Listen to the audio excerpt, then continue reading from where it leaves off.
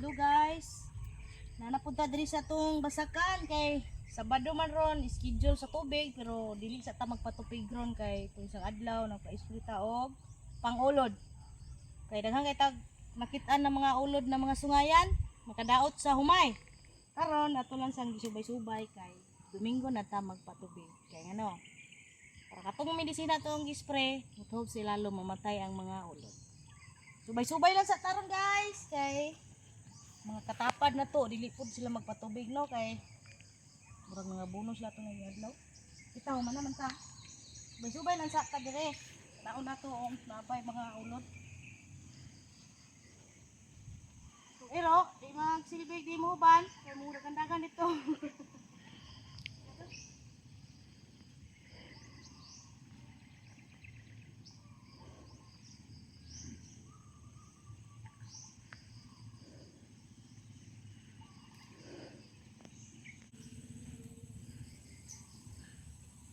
Wala man ta sa babuyan. Diri na punta sa Kumayan. Mao jud ni taga-buntag na to buhaton. Kay para ma-check na to ang atong mga pananom diha nabay mga ulod. Pagkahuman, kubalik na punta sa ato. Mao ni routine na to mabunta guys para singoton na to ang ilok. Kani diri yung subayan na to kay ang mga lubi mohagsa diri ang mga bunga o balwa makuha din nato para atong kuan dili mabalik para mapuslan pa. Nalala ay diri musubayo na to kada buntag kay diri aning mga lubi mo hambong man ni diri Awa dira dapit day. makuha niya ang mga butay pare ani karon oh kani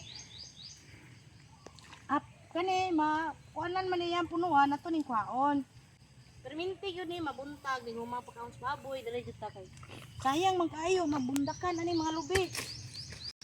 Ni wala arte-arte ni. Kaya kanay mga palwa usahay ano man diri, di na to bantayan, mamatay tungod madugay mo kuha. Ha, mo na ni ato ang basta mga farmers unta. Mahal og kilo sa presyo sa tipasi sunod shopping no.